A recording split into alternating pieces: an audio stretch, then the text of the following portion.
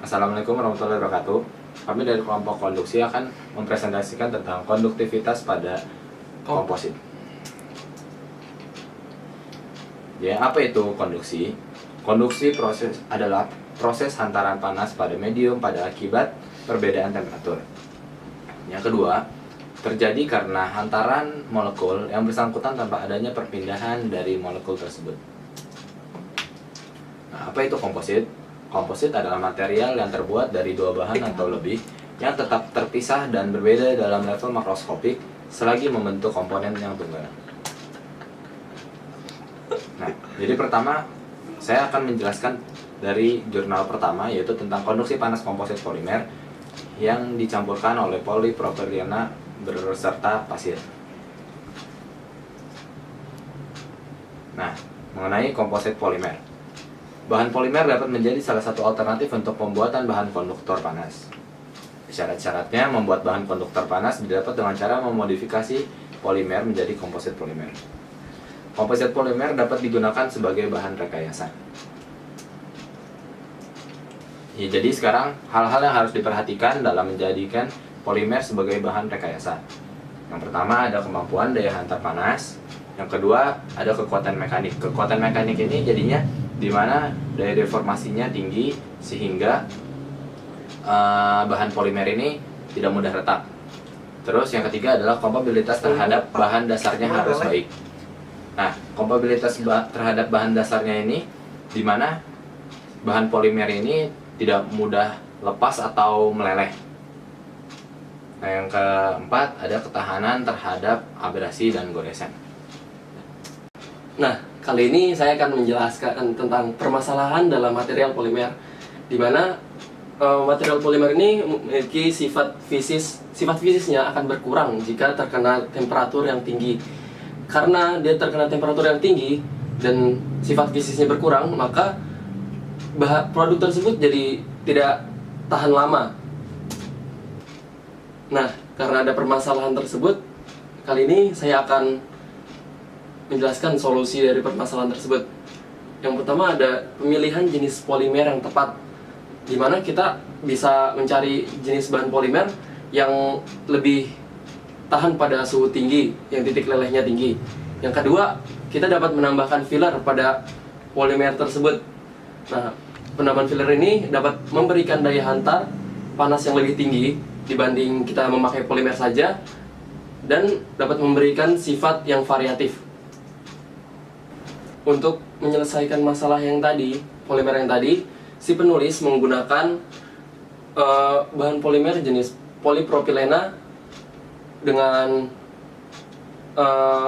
filler pasir, di mana polipropilena ini sebagai matriks atau bahan dasar yang dimana sifat-sifatnya mudah diproses, titik leleh tinggi, densitas rendah, termasuk kelompok paling ringan di antara bahan polimer. Lalu ada pasir sebagai fillernya, di mana pasir ini memiliki sifat meningkatkan konduktivitas panas bahan serta penyebarannya, mengurangi koefisien muai panas, mengurangi tegangan internal, dan menurunkan biaya karena biaya pasir itu murah. Nah, kali ini kita akan membahas polimer dalam mengonduksi panas. Yang kita tahu, polimer bersifat isolator panas atau tidak menghantarkan panas dan listrik. Berdasarkan teori kinetik, bahan perpindahan panas konduksi akan mengakibatkan terjadinya penyeragaman temperatur di seluruh bagian medium. Jadi, jika suatu molekul menerima energi yang dimana energi tersebut lebih besar daripada energi molekul lain, maka molekul tersebut akan memindahkan mentransfer energinya ke suhu yang lebih rendah.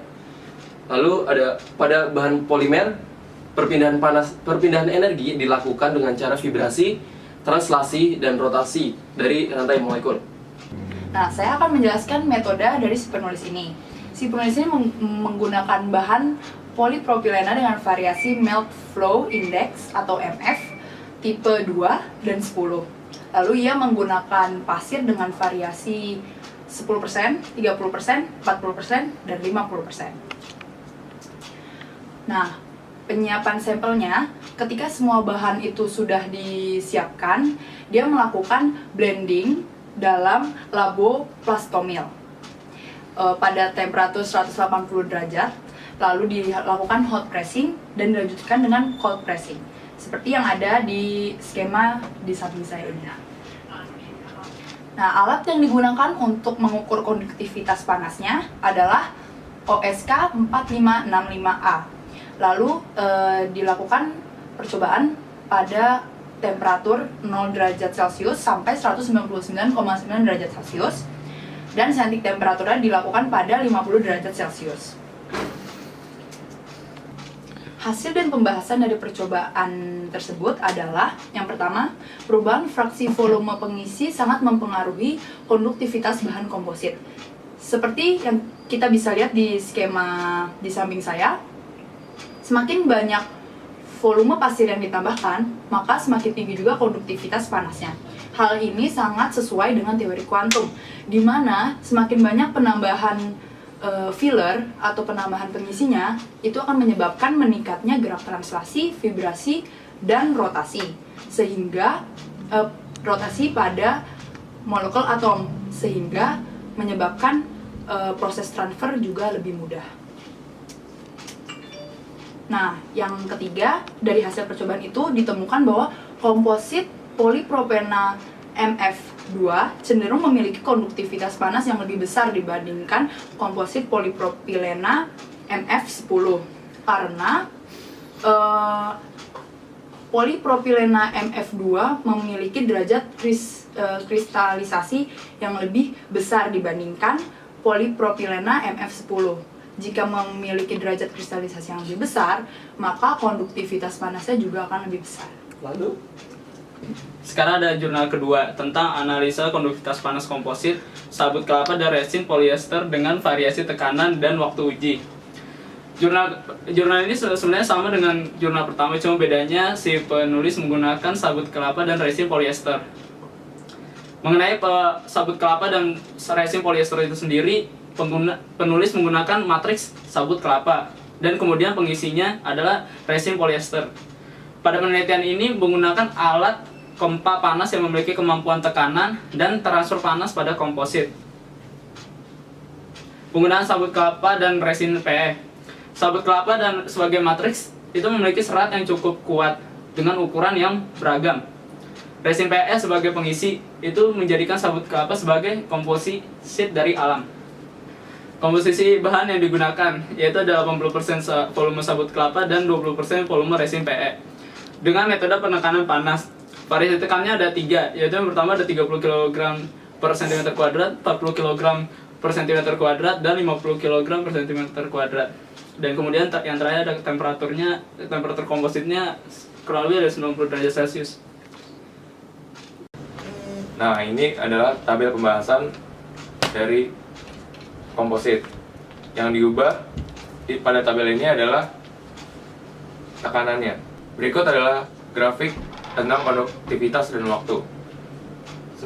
Di sini saya akan menjelaskan bahwa semakin lama waktu akan menurunkan konduktivitasnya.